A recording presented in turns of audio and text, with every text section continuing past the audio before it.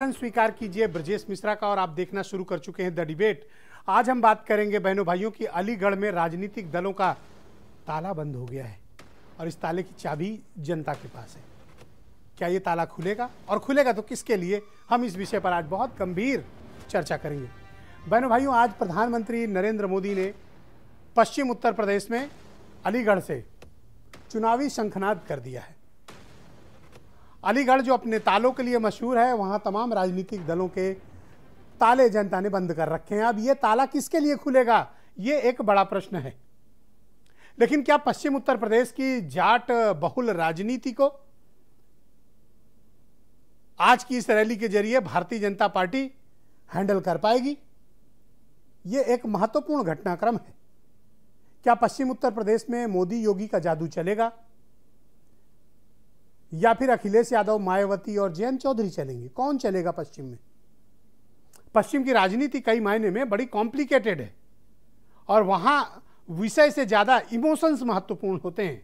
इस क्षेत्र में इन्हीं इमोशंस के सहारे पश्चिम उत्तर प्रदेश की राजनीति चलती है। शायद इन्हीं इमोशंस को समझने के लिए या इन्हीं इमोशंस को उकारने के लिए प्रधानमंत्री नरेंद्र मोदी ने अलीगढ़ में जनसभा की। और ये कोई मामूली जनसभा नहीं थी। इसमें जाट समुदाय के तत्कालीन राजा रहे राजा महेंद्र प्रताप सिंह, जाट समाज में इनकी बड़ी इज्जत रही है, स्वतंत्रता संग्राम सेनानी रहे हैं। इनके नाम पर एक स्टेट यूनिवर्सिटी ओपन होने जा रही है। इसके शिलान्यास कार्यक्रम में आज आए थे। माना जा रहा है राजनीतिक हलकों में चर्चा इस बात की है कि जाटों को मनाने के लिए एक कार्ड चला गया है। भारतीय जनता पार्टी ने ये जाटों को अपनी तरफ लाने, आकर्षित करने के लिए एक राजनीतिक चाल चली है। क्योंकि जाटों के जो सबसे बड़े प्रतीक पुरुष पश्चिम उत्तर प्रदेश में हैं वो स्वर्गीय चौधरी चरण सिंह हैं। उसके बाद बाबा टिकैत, महेंद्र सिंह टिकैत। ये दोनों पश्चिमी उत्तर प्रदेश में अपनी बिरादरी के भीतर, वैसे तो सभी बिरादरियों में उनका बहुत सम्मान है, लेकिन अपनी बिरादरी में ये भगवान का दर्जा प्राप्त लोग हैं, महापुरुष कहलाते हैं। तो अब इनके मुकाबले बीजेपी को कुछ चाहिए तो स्वतंत्रता आंदोलन के नायक रहे राजा महेंद्र प्रताप सिंह की खोज हुई और उनके नाम पर एक यूनिवर्सिटी बनाई जा रही है। हालांकि 2 साल पहले राजा महेंद्र प्रताप सिंह के नाम पर यूनिवर्सिटी बनाने का ऐलान हुआ था, लेकिन वो अमल में नहीं आ पाया था। आज शिलान्यास हुआ है। बनने में अभी बहुत वक्त लगेगा, लेकिन आज शिलान्यास हो गया है। तो क्या किसान आंदोलन की धार को डाइवर्ट करने के लिए, किसानों के गुस्से को कम करने के मकसद से, जाट समुदाय में एक दोस्ती का संदेश भेजने के मकसद से आज की रैली आयोजित की गई? या फिर भारतीय जनता पार्टी ने अलीगढ़ से चुनावी ताला खोलने का ऐलान किया है, शंखनाद किया है?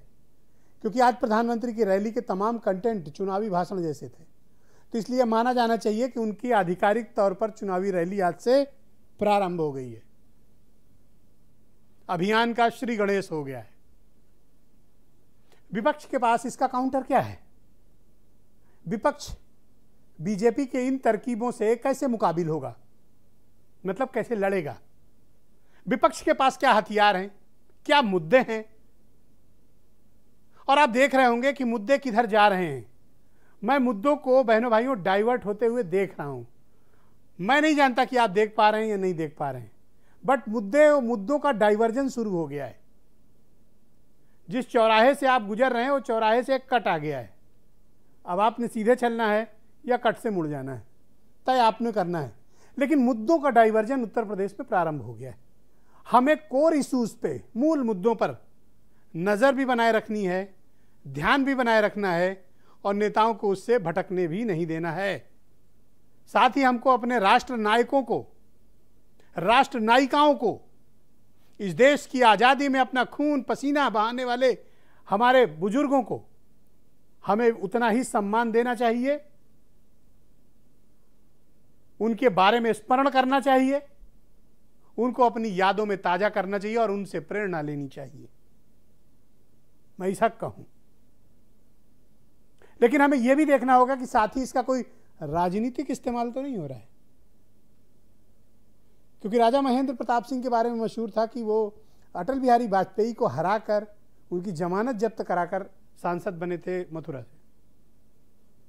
तो आज बीजेपी को उन पर इतना मोहब्बत क्यों बरस रही है, एक महत्वपूर्ण मसला है। तो क्या इस जाटलैंड में जहां बहुतायत ये कम्युनिटी है, आज का कार्यक्रम क्या कोई संदेश देने में सफल रहा है? और आज ये भी तय हो गया कि उत्तर प्रदेश का चुनाव प्रधानमंत्री नरेंद्र मोदी को सेंटर स्टेज पर रखकर लड़ा जाने वाला है। उत्तर प्रदेश का चुनाव प्रधानमंत्री लड़ेंगे, अब ये बात लगभग स्पष्ट है। आज की रैली और रैली से निकले कंटेंट और प्रधानमंत्री के भाषण के बाद अब ये बात स्पष्ट हो गई है कि चुनाव उत्तर प्रदेश में भारतीय जनता पार्टी की तरफ से प्रधानमंत्री जी ही लड़ेंगे। कुछ बयान सुने आप, आज की डिबेट बहुत ही दिलचस्प है।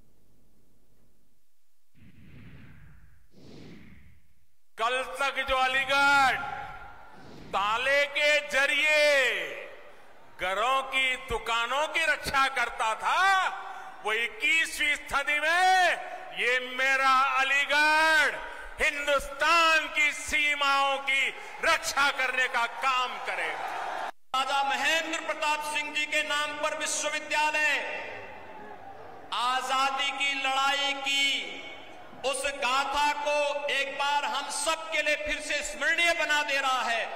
इस सरकार ने किसानों के साथ धोखा किया, क्या कि आय दोगुनी हो जाएगी, लेकिन न आय बता रहे हैं।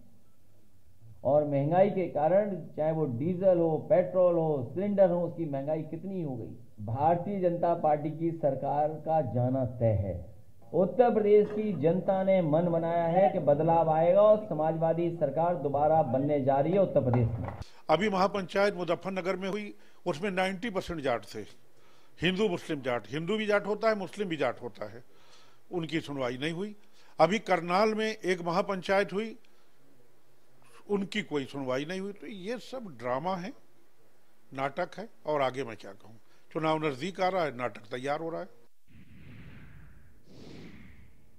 तो आज की डिबेट में मेरे साथ कुछ महत्वपूर्ण मेहमान जुड़ चुके हैं और कुछ थोड़ी देर में अभी